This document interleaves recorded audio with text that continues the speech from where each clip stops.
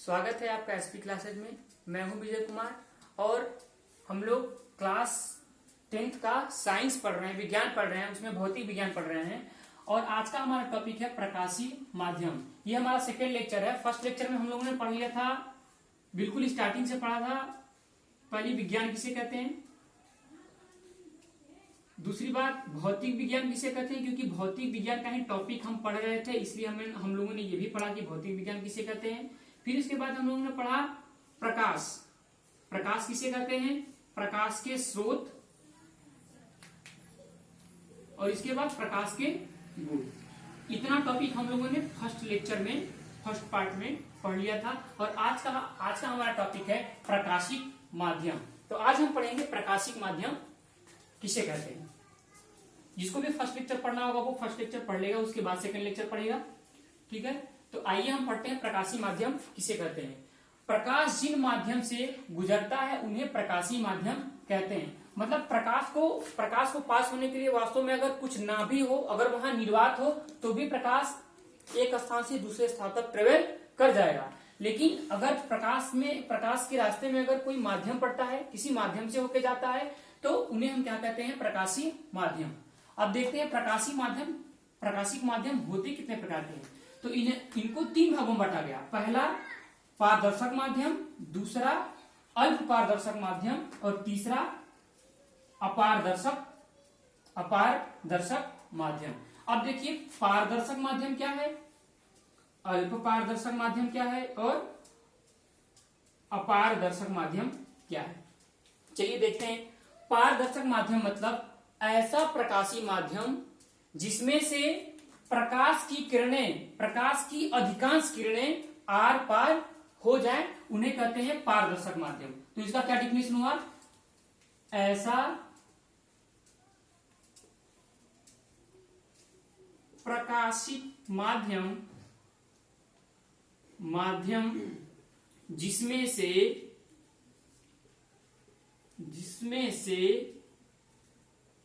या जिससे होकर, ऐसा प्रकाशीय माध्यम जिसमें से प्रकाश की अधिकांश किरणें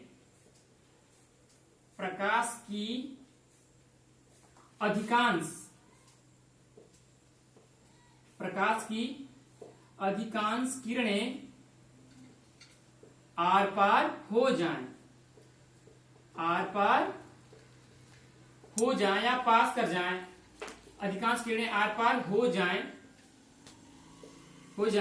उन्हें क्या कहते हैं, उन्हें उस माध्यम को क्या कहते हैं, उन्हें क्या कहते हैं, पारदर्शक माध्यम। उदाहरण के लिए देख लीजिए, पारदर्शक माध्यम कहते हैं। उदाहरण के लिए जैसे मान लीजिए कि जैसे अगर हम इस वातावरण में खड़े हैं तो प्रकाश कहीं से होकर हमारे तक आ रही है, इसका मतलब इस वातावरण में क्या है, हवा, इसमें हवा है। मतलब अगर ये मान लीजिए ये कोई बॉक्स है, इसमें हवा भरा हुआ है, क्या भरा हुआ है, वायु भरी हुई है, वायु। और इसमें से अगर मतलब प्रकाश की किरणें अगर जा रही हैं, अगर मान लीजिए कि यहाँ से इतनी किरणें जा रही हैं, तो 1 2 3 4 तो या फिर 5 किरणें जा रही है, तो अधिकांश भाग मतलब 4 किरणें कम से कम, ज्यादा से ज्यादा इसमें से ज्यादा किरणें बाहर निकले, 1 2 3 4, तो अधिकांश भाग देखिए इधर से उस साइड पार हो गया। इसका मतलब ये जो माध्यम होगा, ये क्या, कौन सा माध्यम होगा, पारदर्शक माध्यम होगा, क्योंकि इसमें प्रकाश की अधिकांश किरणें इसको पार कर जा रही हैं, इससे पार होकर दूसरी जगह पे चली जा रही है। ठीक है, अब देखिए दूसरा पॉइंट, जैसे हवा हो गया, उदाहरण के लिए आप इसमें उदाहरण के लिए क्या लिख सकते हैं, हवा लिख सकते हैं, या फिर कांच। अगर कांच बिल्कुल एकदम मतलब क्लीन हो, ट्रांसपेरेंट हो, तो ट्रांसपेरेंट अगर कांच होगा तो उसमें से भी ज्यादा से ज्यादा प्रकाश की किरणें क्या हो जाएंगी, आर पार हो जाएंगी। अब देखिए अल्प पारदर्शक माध्यम क्या है, अल्प पारदर्शक माध्यम को पारभाषक भी कहते हैं, अल्प पारदर्शक माध्यम को पारभाषक भी कहते हैं। अल्प पारदर्शक माध्यम क्या है, ऐसा पारदर्शी माध्यम जिनमें से प्रकाश की कुछ किरणें आर पार हो जाए, उन्हें क्या कहते हैं, अल्प पारदर्शक। मतलब अल्प पारदर्शक में क्या लिखेंगे कि इसमें ऐसा ही डिफिनेशन होगा, इसमें अधिकांश किरणें, पारदर्शक माध्यम में अधिकांश किरणें आर पार हो जाएंगी, लेकिन अल्प पारदर्शक में कुछ किरणें ही आर पार हो पाएंगी। तो यहाँ पर ये पूरा डिफिनेशन यही रहेगा, लेकिन यहाँ पे चलेगा प्रकाश की अधिकांश किरणें की जगह पे क्या हो जाएगा, प्रकाश की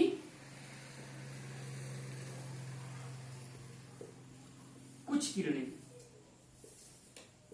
किरणें आर पार हो जाए।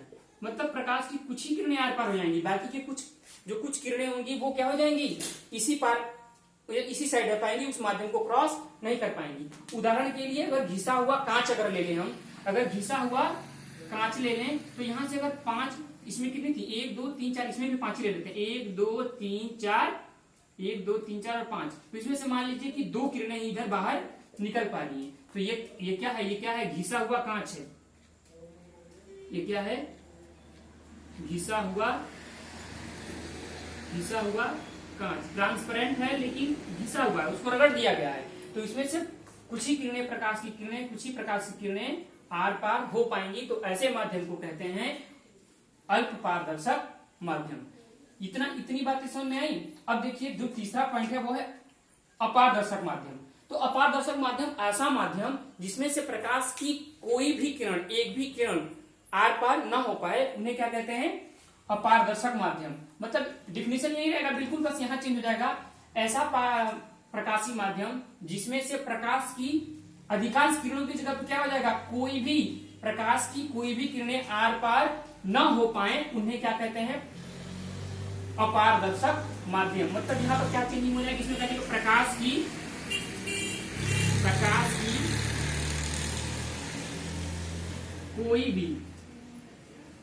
कोई भी किरण आर पार, प्रकाश की कोई भी किरण आर पार न हो पाए, उसे क्या कहते हैं, उसे क्या कहते हैं, अपारदर्शक माध्यम। उदाहरण के लिए जैसे मान लीजिए कि कोई लकड़ी का ब्लॉक है, कोई लकड़ी का गुक्का है, इसमें से अगर प्रकाश की किरणें हम डालेंगे तो क्या ये इधर निकल पाएंगे, नहीं निकल पाएंगे। इसलिए ये क्या हो जाएगा, कौन सा माध्यम हो जाएगा, अपारदर्शक माध्यम। अपारदर्शक माध्यम। तो ये 3 प्रकार के माध्यमों को 3 प्रकार में बांटा गया था। कौन कौन से, पारदर्शक माध्यम, अल्प पारदर्शक माध्यम और तीसरा अपारदर्शक माध्यम। इसका स्क्रीनशॉट ले लीजिए या फिर आप वीडियो पॉज करके धीरे धीरे इसको लिख भी सकते हैं। आइए देखते हैं अगला टॉपिक, प्रकाश का परावर्तन। अब यहां से हमारा मोस्ट इंपॉर्टेंट जो 10th के सिलेबस में है, प्रकाश का परावर्तन, ये मोस्ट इंपॉर्टेंट है। ये कई बार पूछा भी है और आता भी है, ये बहुत ही इंपॉर्टेंट है। प्रकाश का परावर्तन किसे कहते हैं और परावर्तन की दोनों नियमों को लिखिए। तो प्रकाश का परावर्तन किसे कहते हैं, ये देखिए, पहले हम लोग डायग्राम से समझते चलेंगे कैसे होता है। तो डायग्राम में ये देखिए, एक प्लेट है, चिकना सतह है कोई, ये बिल्कुल चिकना है, नीचे पॉलिशिंग की गई है। ये क्या है, परावर्तक पृष्ठ। ये ऊपर वाला क्या है, अभी हम देख लेंगे ये क्या है, ऊपर वाला परावर्तक पृष्ठ है, परावर्तक पृष्ठ। यहां से परावर्तन होता है, परावर्तक पृष्ठ है। ये क्या है, चिकना, बिल्कुल चिकना सतह है, चमकीला सतह या चिकना सतह कह सकते हैं, चमकीला सतह है, चमकीला, बिल्कुल चमकीला सतह है। तो जब कोई प्रकाश की किरण किसी माध्यम से आती है और चमकीले सतह पर टकराने के बाद पुनः उसी माध्यम में क्या हो जाती है, वापस लौट जाती है। जब कोई प्रकाश की किरण किसी माध्यम से आती है और चमकीले सतह पर टकराने के बाद पुनः उसी माध्यम में वापस लौट जाती है, तो इस लौटने की, प्रकाश की किरण के लौटने की घटना को क्या कहते हैं, प्रकाश का परावर्तन कहते हैं। और यह बिंदु होता है, ये होता है आपतन बिंदु, और इस पर एक सीधी रेखा खींची जाती है जिसे क्या कहते हैं, अभिलंब। क्या कहते हैं, अभिलंब, बिल्कुल, ये होता है अभिलंब। ठीक है, तो इसका परिभाषा क्या हो गया, इसकी डिफिनेशन क्या हो गई प्रकाश के परावर्तन की, कि जब कोई प्रकाश की किरण किसी माध्यम से आती है और चमकीले सतह पर टकराकर पुनः उसी माध्यम में वापस लौट जाती है, तो प्रकाश की किरण के लौटने की घटना को क्या कहते हैं? प्रकाश का परावर्तन। अब इसमें जो जो जो पॉइंट होते हैं, किस रेखा को क्या कहते हैं, कहाँ पे क्या होता है, ये देख लेते हैं। तो जो आने वाली प्रकाश की किरण होती है उसे कहते हैं आपतित किरण। आने वाली किरण को क्या कहते हैं? आपतित किरण। आपतित किरण। और जाने वाली किरण को क्या कहते हैं? परावर्तित किरण। परावर्तित किरण। आने वाली किरण को क्या कहते हैं? आपतित किरण। और जाने वाली किरण को परावर्तित किरण। और जो बीच में ये सतह के लंबवत, जो ये अगर इसका देखा जाए कितने डिग्री का एंगल बनता है, तो इसके बीच 90 डिग्री का एंगल बनता है। सतह और अभिलंब के बीच कितने डिग्री का कोण बनता है? 90 डिग्री का कोण बनता है। और इसे क्या कहते हैं? अभिलंब। अभिलंब। तो इतनी बातें समझ में आ गई कि आने वाली किरण को आपतित किरण कहते हैं, जाने वाली किरण को परावर्तित किरण कहते हैं, तथा सतह के लंबवत खींची गई लाइन को क्या कहते हैं? अभिलंब कहते हैं। और जिस बिंदु पर यह तीनों लाइनें मिलती हैं उसे कहते हैं आपतन बिंदु। आपतन बिंदु।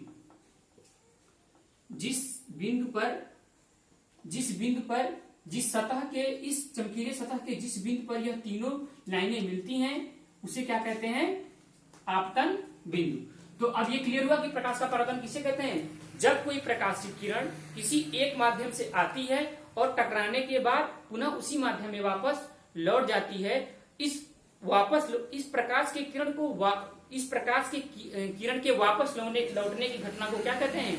प्रकाश का परावर्तन कहते हैं। और परावर्तन के दो नियम हैं। परावर्तन के कितने नियम हैं? दो नियम। पहला नियम क्या है? प्रथम नियम क्या है? आपतित किरण, परावर्तित किरण तथा आपतन बिंदु पर खींचा गया अभिलंब तीनों एक ही तल में होते हैं। कौन कौन सी किरण? आपतित किरण,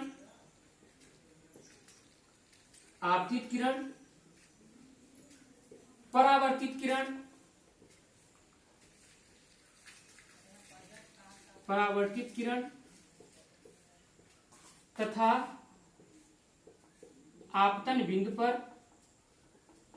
तथा आपतन बिंदु पर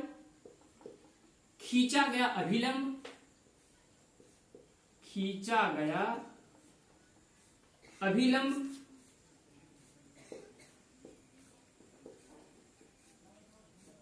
तीनों कहां होते हैं? एक ही बिंदु पर होते हैं। एक ही बिंदु पर होते हैं। आपतित किरण, परावर्तित किरण तथा आपतन बिंदु पर खींचा गया अभिलंब तीनों एक ही बिंदु पर होते हैं। अब दूसरा नियम क्या है? दूसरा नियम देख लेते हैं। द्वितीय नियम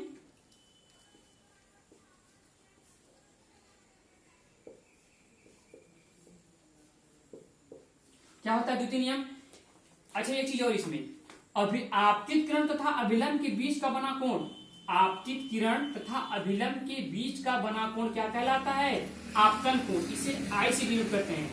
आपतित किरण तथा अभिलंब के बीच का बना कोण आपतन कोण कहलाता है। इसे आई से डिनोट करते हैं। परावर्तित किरण तथा अभिलंब के बीच का बना कोण परावर्तन कोण कहलाता है और इसे आर से डिनोट करते हैं। और जो दूसरा नियम है, जो द्वितीय नियम है, वो यही है कि आपतन कोण और परावर्तन कोण आपस में बराबर होते हैं। क्या होता है? आपतन कोण तथा परावर्तन कोण, आपतन कोण तथा परावर्तन कोण आपस में बराबर होते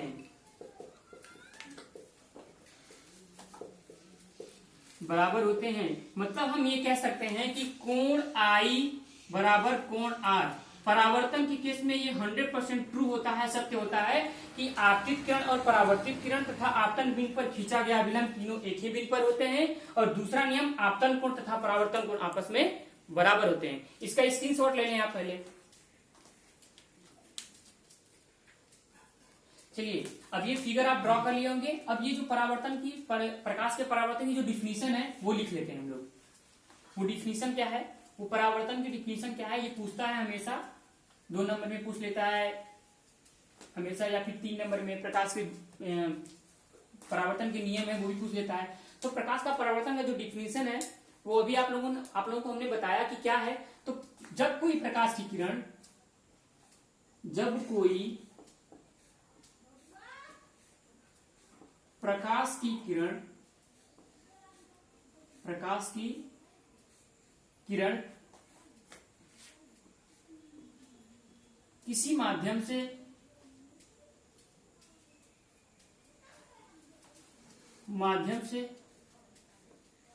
आती है,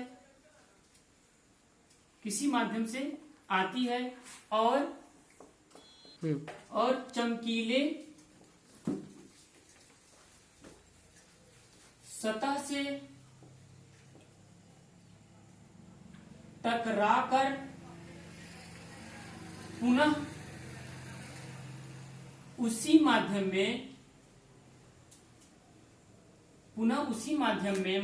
में वापस लौट जाती है,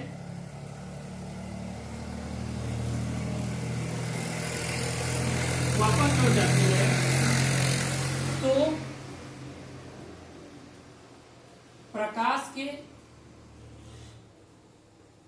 टकराकर वापस लौटने की घटना क्या कहलाती है, प्रकाश का परावर्तन कहलाता है। वापस लौटने की घटना को प्रकाश का क्या कहते हैं, परावर्तन कहते हैं। देखिए ये पूरा सिलेबस हम धीरे धीरे पूरा सिलेबस हम लोग कवर करेंगे, लेकिन बस थोड़ा धीरे धीरे। कोई भी टॉपिक पढ़ेंगे तो उसको पूरा क्लियर हम आपको समझाएंगे क्या हो रहा है, कैसे हो रहा है। और आपको अगर कोई भी दिक्कत हो, वीडियो में कोई भी दिक्कत हो तो आप हमें कमेंट बॉक्स में पूछ सकते हैं। Thank you.